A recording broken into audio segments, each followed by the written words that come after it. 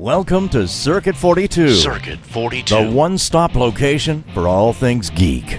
This episode is brought to you by our sponsors, Dragon's Lair San Antonio and Gotham Newsstand. Sit back, relax, and most importantly, enjoy another episode of Circuit 42. Circuit 42. Hello, everybody, and welcome to the newest episode of Geeks4Comics. We are going to be starting a new series where we review a different comic book storyline every week. Today's episode will be Daredevil, the Man Without Fear, the miniseries by Frank Miller and John Romita Jr. I'm here with my co-host, Dan. Hey. So, Dan, you've never heard of the Daredevil, is that right? I've read of Daredevil. He's alright. This is pretty good. This is pretty okay. He's so good. The best run is D.G. Chester because he introduces the Surgeon. The 60s, man. Before Frank Miller, did all the things to it. Before he made the character interesting? Yes, of course. We liked the character bizarre and shit back in the day. Now, before we get into the miniseries, have you ever read Daredevil Yellow? No. If you want all the good things about the 60s Daredevil through a modern lens, check it out. It's by Jeff Loeb and Tim Sale, and it's really awesome. Awesome. Okay, but we are not talking about that today. Like I said, we were talking about Man Without Fear. It was 1993 miniseries by Frank Miller and John Romita Jr. So, Awesome. For those who don't know, why don't you tell them a little bit about this book? This book is an origin story of sorts, but a lot better than the previous origin stories for Daredevil, because it's interesting and fun and religious connotations and God complexes or something. Well, maybe not the God complex, but yes. Basically, starting over from the beginning, giving Daredevil an interesting backstory with his father, and building up the character from the ground up. It was good times for Frank Miller days. Now, the thing that I find really interesting in this book is that even though there are a number of retcons, he kept certain things in canon. Like, I believe the first issue where Daredevil actually meets the Kingpin is issue 179. And since this is set before that, you never see the Kingpin and Daredevil together. Yeah, they're in separate story pages, things. Exactly. The other thing that's really interesting about this book is that definitely the influences it has on the recent TV show on Netflix. I mean, the flashbacks on Netflix are literally taken straight from this comic book. I'll take your word for it, because I am not caught up with the Daredevil. You have not seen the first season? I have not finished first season. Okay. Well, I've only seen one episode. oh, you got to keep watching. It's amazing. But so I'm not gonna spoil anything then. But in terms of the flashbacks, what you've read here, those consist of the flashbacks for the show. Like, it even uses his ninja costume, just like in the comic. Oh, gotcha. So, one of the things in this book, like John Romita Jr., the son of John Romita Sr., of course, had drawn this, and prior to this, he had done a lot of work on X-Men. But this comic was kind of a transition, because before his work heavily resembled his dad, and with this, he kind of found his own identity. And in fact, the art really is reminiscent of a lot of the stuff he would do later on in Kick-Ass. And you can see that, can't you? Especially with some of the action, the way he draws people, especially, I can't remember the character's name off the top of my head, but the girl that he starts training at the gym. Oh, yeah. She looks a lot like Hit Girl.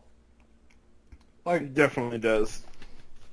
Now, the thing that I think is interesting about this book is that, like with Frank Miller's previous Daredevil run, this was all done under the comic book code. And you read this, and it's darker than a lot of comic books now. And I always wondered if it was maybe a sales thing that got Frank Miller past that comic book code. Because you see this book is bloody, he's beating the shit out of people, and it's like, this totally got approved, probably, yeah. It was like, I'm just going to sneak this through the editorial department. They won't see this. Not at all. Wait. It worked. Holy shit. What did I do? I'm just going to keep on doing it. rinse and repeat. The thing that's kind of cool about the series is that some of the creators that followed on Daredevil during the 90s were, like, people always talk about 90s comics being really, really bad. But honestly, for example, the D.G. Chester run started off really good. And unfortunately, it completely went downhill after one story arc. But Chester, great, best storylines ever. Totally. But Ann Nocenti, who was writing and believed before him, and she actually co-created Typhoid Mary. Oh, nice. Yeah, really good stuff, and had a very similar tone to this. In fact, John Romita Jr. actually drew a good part of Nocenti's run. Like, he stuck on the book for quite a while after this miniseries. It's actually pretty interesting. Yeah. But, yeah, this is just a very cool book because, no one was expecting it. No one was expecting to return to Miller. I mean, the last time we had seen him, it was in the early 80s with, I feel dumb. What was the name of the story he did? Was it Holy something? Not Holy Terror, obviously. We don't talk about that. We don't. No. That's not a book. That's not a place. Born Again. Oh, yes. Yeah, Born Again is absolutely amazing. And probably the darkest Daredevil story, even by today's standards. This one, I think, works for a really good entry story because it gives you just enough about the character without feeling overwhelming. And, I like that it's also, since it's a mini-series, like, if you pick it up and read all of it, then you get, especially if you get the trade instead of just the individual issues, if you get interested in it, it'll make you want to buy additional Daredevil books, which is what I did. I started with that one by your recommendation, actually, and I started reading some of the other stuff, the stuff by Kevin Smith, and then, of course, more of the Frank Miller stuff that they have collected. And good stuff. Now, which other Frank Miller stuff have you read? Frank Miller-wise... From Daredevil, I mean. God, you put me on the spot. Give me a second. Blah. Ba ba da ba ba da ba da ba ba da ba ba da da da da da da da da da da da ba ba da ba ba da ba da ba ba da. I am filling time so we don't have dead air. Filling up time so we don't have dead air. Ba ba da ba. Yeah. Born Again comes to mind.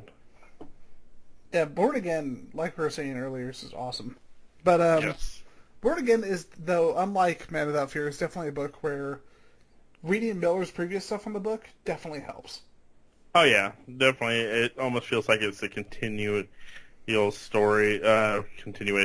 from where it started and then where it ended.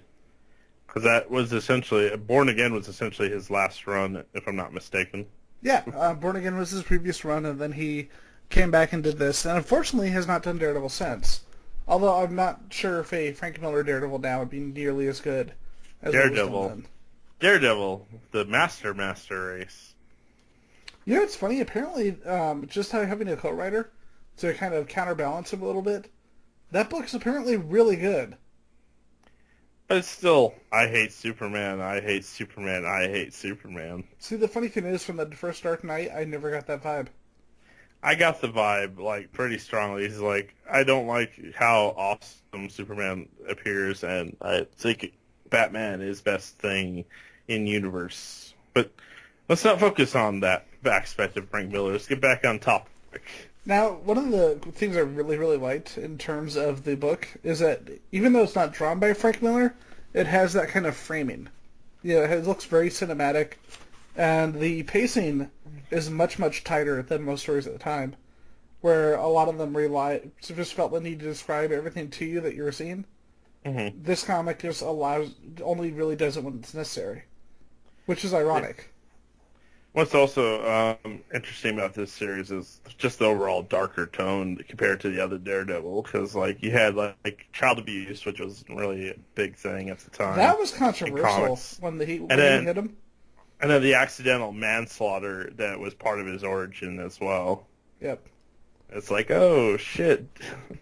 Very controversial, yeah. Very first couple pages, you see the dad beat the shit out of Matt Murdock, and it's like, oh, what the fuck? Well, I think he hits him once, and then it's like, I actually like the way they handled it in both the movie and the TV show, where he realizes very quickly what he did. Yeah, and he apologizes for it. And Yeah. I'm like, that's cool. But, yeah, you still piece of shit for your son. Yeah. I did like, one of the comments I saw online was, the miniseries basically straddles the line between Miller's most beloved iconic work and his latter descent into self-parody. And I'm like, I could see that. See, I don't see that personally. I think it's on the edge, like, right before he goes off into La La Land and before when he was still iconic, etc. And when we say La La Land, we're talking about Batman, All-Star Batman and Robin and La La Land.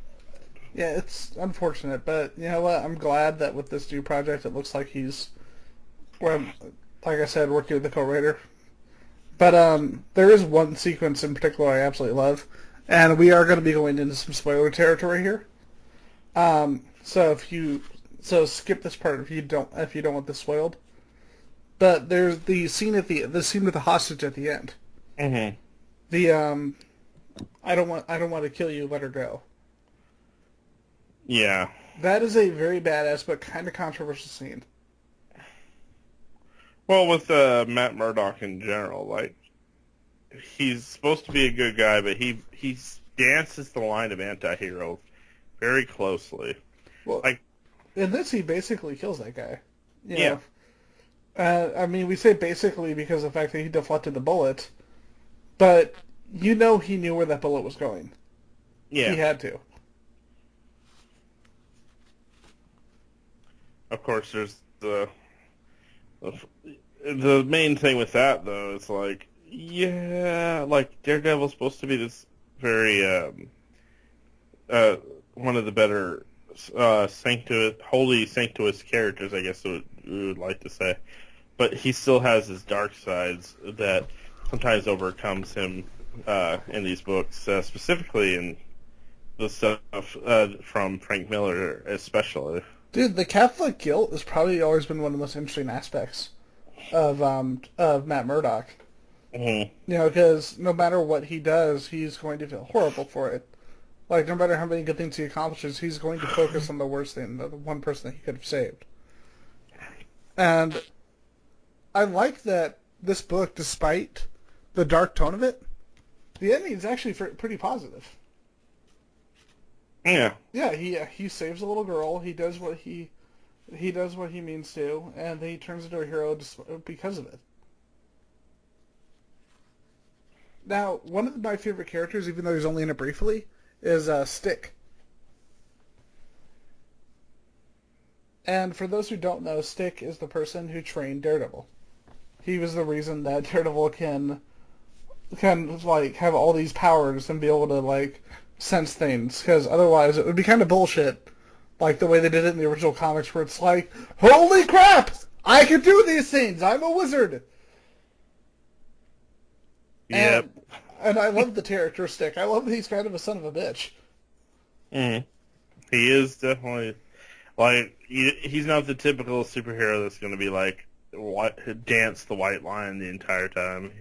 He basically goes back and forth between the blood red line and the white line on several occasions.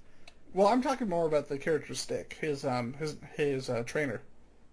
Oh, I'm sorry. Yeah, yeah. He's pretty cool too. Yep. But he was actually in the Miller run, but he was created by Frank Miller. But I like that they brought it back around and showed him teaching him, because they touch on the fact that he trained him in the original Frank Miller comics, but you never really get to see it. Now, the one thing that I will agree with you on is it does kind of edge towards the later, kind of out of his gourd Frank Miller, is the way they treated Elektra.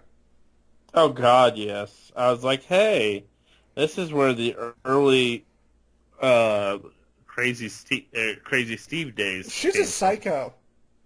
I'm like, she's psycho, and then the way she's portrayed in general is just like, okay then, Frank.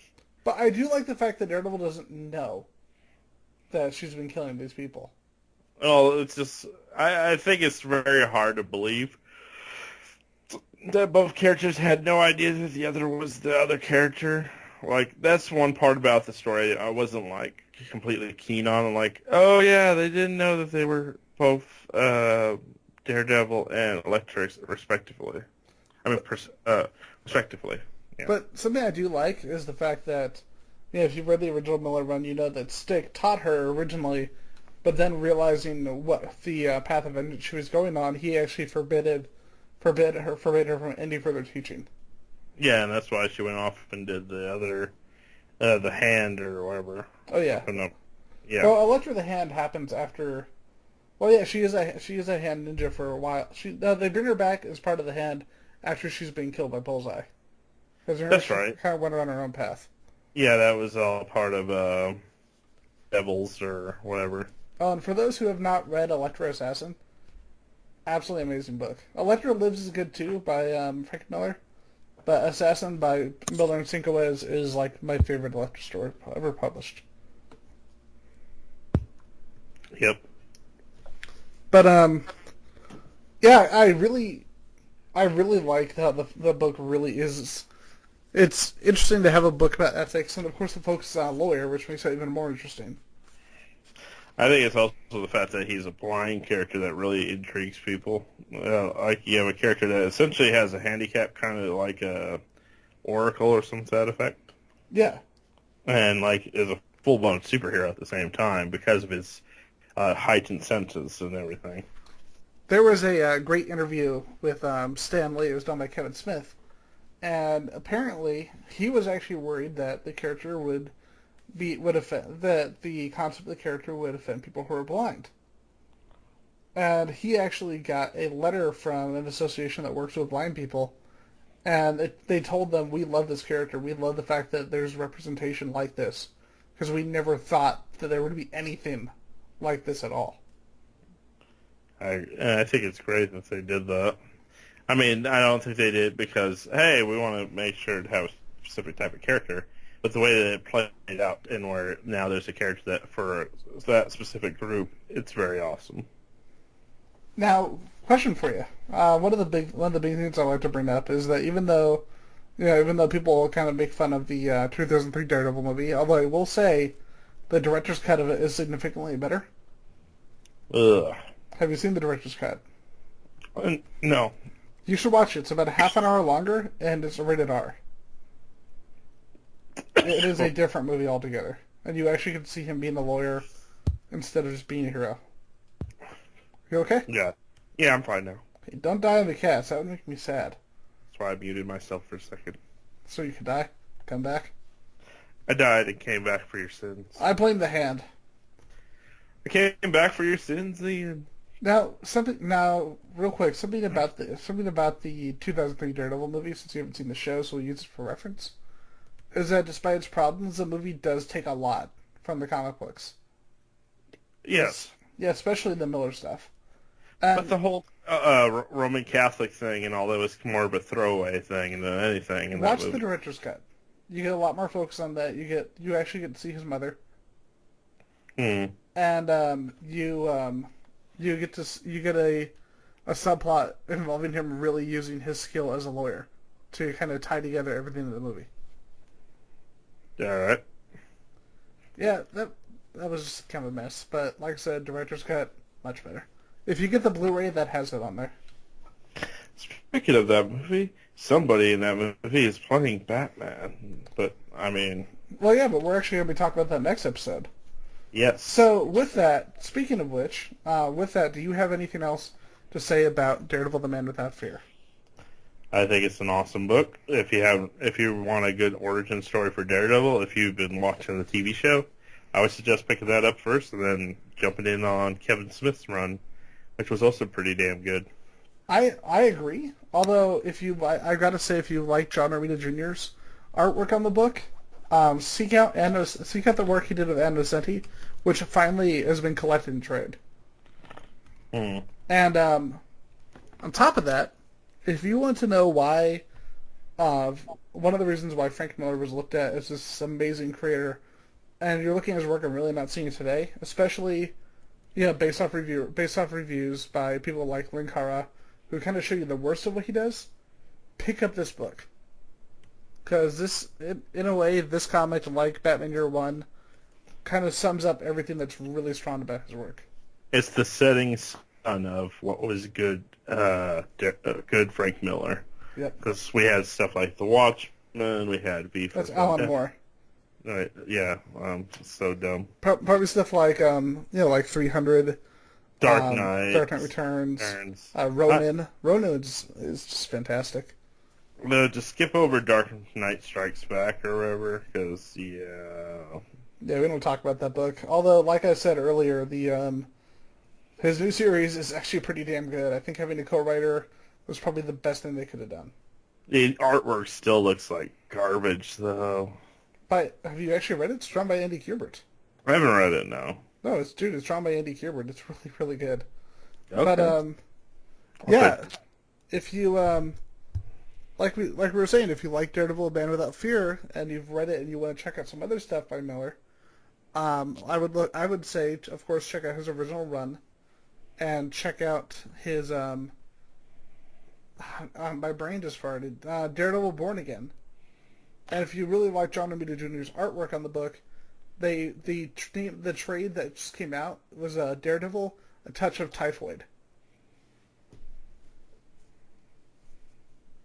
All right, and with that, let's bring the newest episode of Geeks4Comics to a close. Oh wait, hold on. Speaking of Batman earlier, we should mention what we're going to be reviewing next week, and that is Superman Birthright and Batman. Year One. Yep. Yes, I didn't stumble that at all. Not at all, Billy. All right. Anyway, and we're doing that to coincide with the release of a certain movie that is out right now about Fantastic a Batman and Superman. What? Fantastic Four? Kill yourself. All right, you all have a good night, everyone. You've been listening to Circuit 42, brought to you by Dragon's Lair San Antonio and Gotham Newsstand. Join us for our next episode. For all things geek. Circuit 42.